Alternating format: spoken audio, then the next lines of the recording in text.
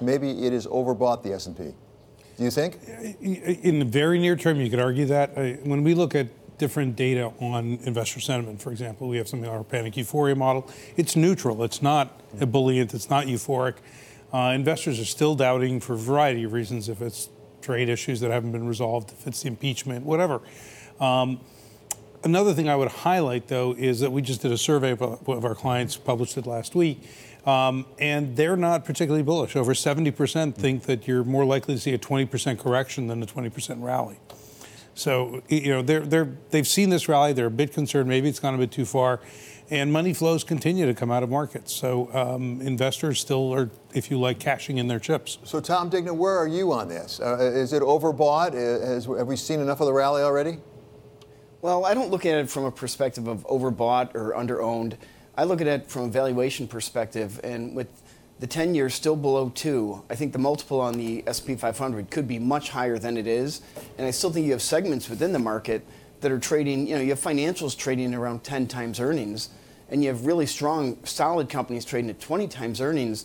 In this interest rate environment, I still feel like equities are underowned in general, and I think they're still attractive. But not as attractive as they were last year. Last year, everything was on sale. So, Tom, let's talk a little bit more about those valuations, though, because some people will they'll look at the broader market, the S&P, and they look at what are we trading at something like 18 times 2020 earnings. Even when you get into some of the specific sectors like industrials and elsewhere, you're also talking about valuations that seem to suggest a very high degree of profit growth that we haven't seen in the third quarter. We're not necessarily expecting to see it in the fourth quarter. How confident are you that the market hasn't gotten too far ahead of itself? Well, here's what gives me a little bit of a backstop. If you look at the 10-year Treasury, your earnings growth on the 10-year Treasury, assume it's 0. People are willing to pay about 50 times earnings for that. Now, that's pretty safe earnings. They know they're going to get it, right? Well, if you're paying 50 times on the 10-year Treasury, paying 18 times for companies, let's say you're paying 20 times for United Health, which I know there's political concerns, most of which are overblown, but I still think the overall market in this interest rate environment is really attractive.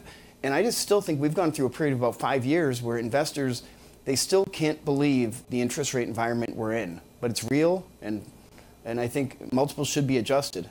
Tobias, what does your survey tell you about expectations for earnings growth in the new year? Sure. So the consensus numbers, if you do bottom-up consensus, showing almost 10% earnings growth expectation for 2020. Over 70% of investors or buy-siders like Tom don't believe it. They're thinking on a weighted average basis earnings will grow 3.5% next year. And we're looking at closer to 5%. So we get some positive kick from the earnings, and as a result, you get a better market.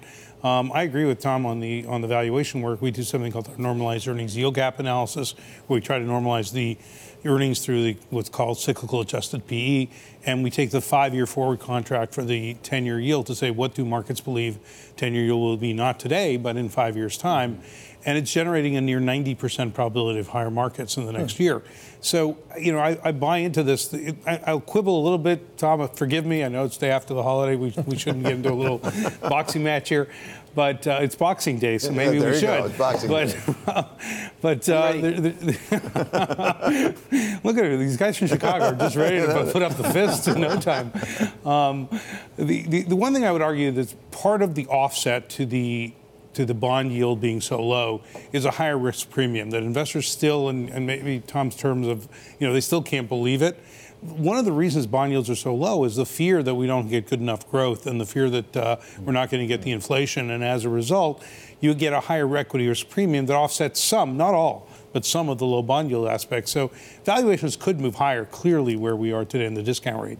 But I think investors are probably going to need earnings to convince them and bring them over the hump. So, at 1.9%, on the 10-year right now, in this general sense that the Fed isn't going to do anything, and if it does do anything in 2020, it would probably be a bias downward. I would assume that's what the market is expecting.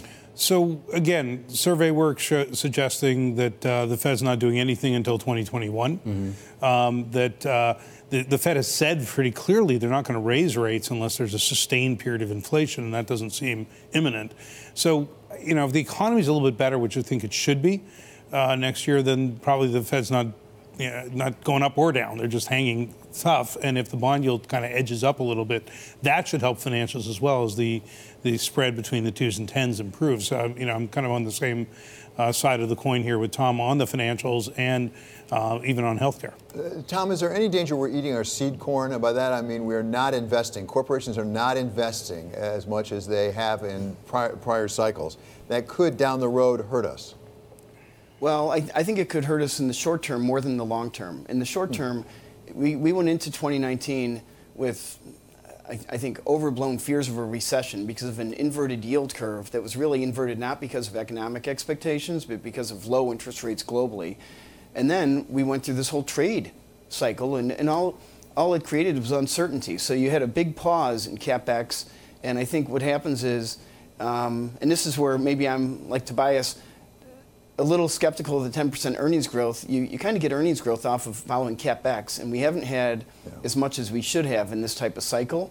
So I think in the short run that could prove difficult, but I think if anything, coming into the second half of the year, especially next year, as you get more certainty, you should see CapEx start to return.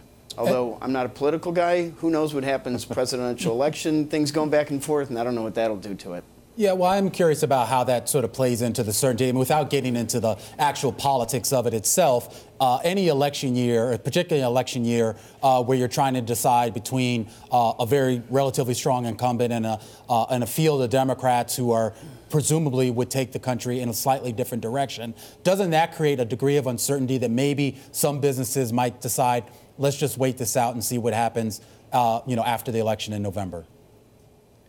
Well, here's where I still think the trade was a huge impact on companies in uncertainty. They didn't know where they're going to manage their supply chains, where they're going to place plants. And once that is gone, whether there's a Republican or a Democrat, it's not as big of a deal. One of the things on the trade type issues, the Democrats they can't really go lighter than Trump.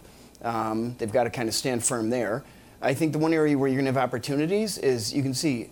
We saw it anytime Elizabeth Warren went up in the polls, United Health and managed care, the whole sector sold off. And I would just say, take those as buying opportunities.